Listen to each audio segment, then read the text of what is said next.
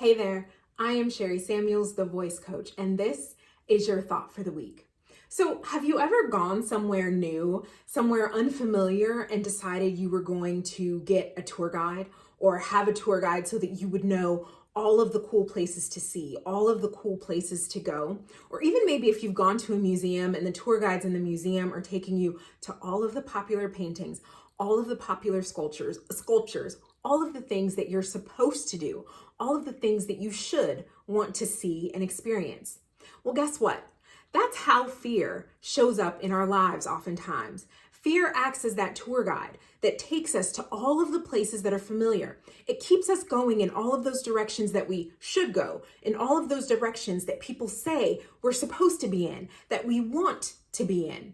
But fear doesn't allow us to go off the beaten path, to discover that cute little restaurant on the street that nobody knows about but has really, really good food. Or that wonderful piece of painting, that wonderful painting that was so stunning and mesmerizing that you wouldn't have seen otherwise because it isn't that thing that's on the list of where we should be going or what we should be seeing. So I challenge you to really start to think about, how does fear show up in your life? How are you allowing fear to be the tour guide? And is it time for you, if you're allowing that to happen, to take back the reins, to take back your time and say, hey, you know what? I'm going to run this show. I am going to guide myself. I know how.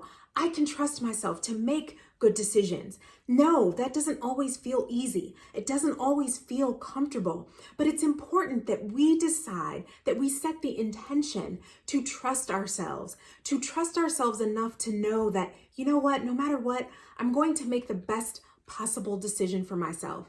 And when it's a struggle to get to that place of trust, it's also important to remember to be kind to yourself. You know what? We've all been through things. We all have stories, and those stories feed into how we move and when we move and where we move. Those stories feed the fear. But guess what? We can address those stories from a place of love and compassion that then allows us to keep moving forward, that then allows us to say, okay, you know what? Maybe one little baby step off the beaten path this time. Maybe I'll take 2 next time. But whatever it is, that you are kind to yourself, that you're treating yourself with love and non-judgment. And really, at the end of the day, I know it sounds super cheesy to say, oh, we'll feel the fear and move anyway. But that's really what we have to do. And sometimes, in order to do that, one great thing that I once heard was that, you know what are the things that could happen? What are all of the bad things that could happen? Make a list. How would you address those bad things?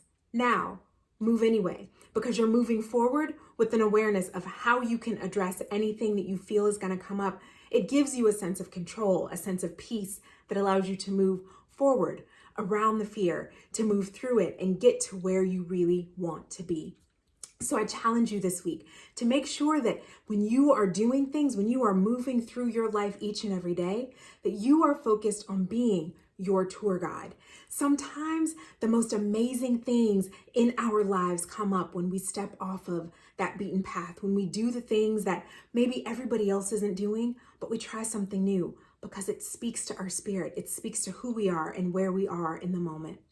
I hope you have a great week. I am Sherry Samuels, the voice coach, and this was your thought for the week.